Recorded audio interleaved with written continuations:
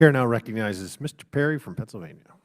I thank the chairman, thank the witnesses for taking your time to be here today.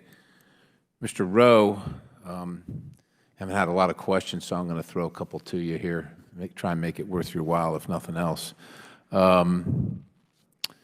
Is ethanol as a vehicle fuel, is it, I'll just ask this, is it currently economically viable? Yeah, thank you for the question, Mr. Perry, through there.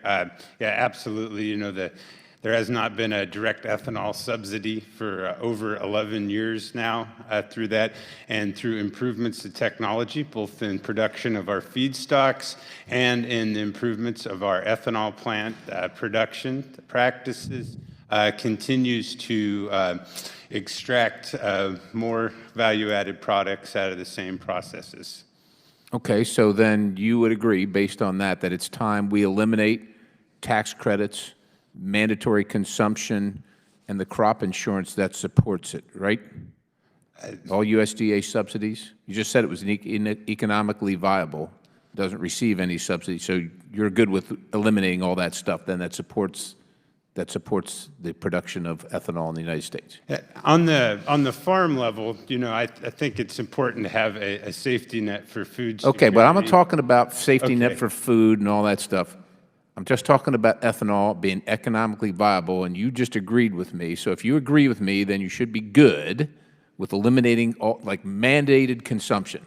Federal government mandates everybody in this room, everybody in this country, if they're going to buy gasoline and use it in the United States of America, they're going to buy ethanol, including the stuff that comes from Brazil.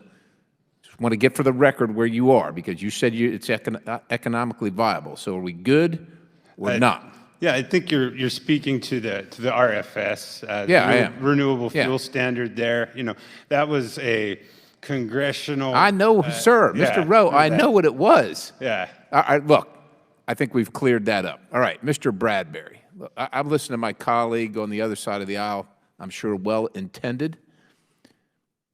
You know, just as an overarching principle, what in the hell does this government think it has the right, where does it get the right to ban gas stoves, gas vehicles, you know, certain types of clothing? Who are these people? What affords them?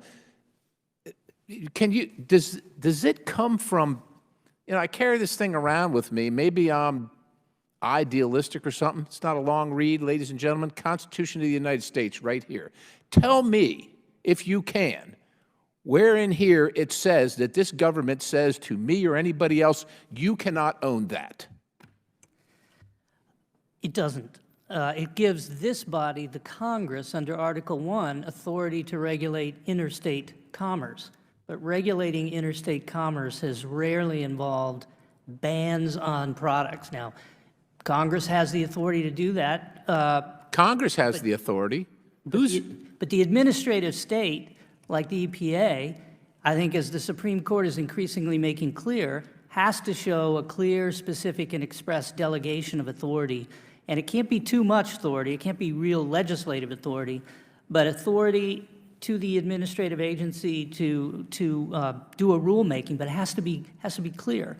And here, I think what we're seeing across the government, it was mentioned, practically every single department and agency of this government is going well beyond the bounds of the statutes that Congress enacted for them to implement. Many of these statutes date back, like the ones we're talking about here. The Clean Air Act goes back to 1970. Many of these statutes go back to the 70s.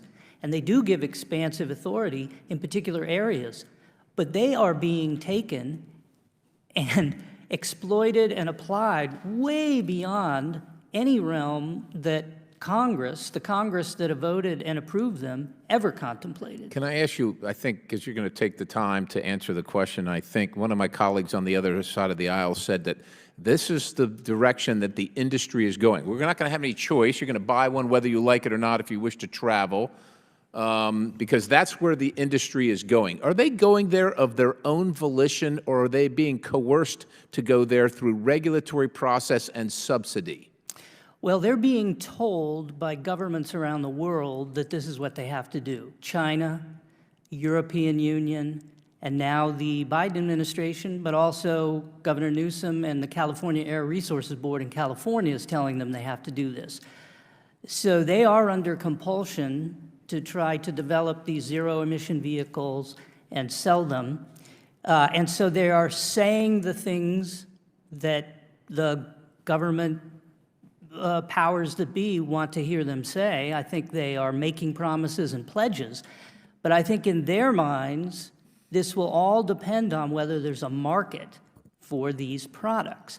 And they're not just going to build facilities and convert all of their capacity if, in fact, the marketplace isn't there and the demand isn't there. That's the number one problem they have for getting to their pledged results, is the resistance from the American consumer. American families love their internal combustion engine vehicles. And the gentleman, sorry, Mr. Thank Perry, you. but the gentleman's time has expired. Chair now recognizes Mr. Langworthy from. Hey, before you click on the next video, if y'all could do me a big favor and hit that like button. The algorithm loves it, and so do I, because it helps promote these videos and get the message out about what our government has been doing. Don't forget to hit that subscribe button and turn on your notifications, because every time I put out a video, you want to know about it, right?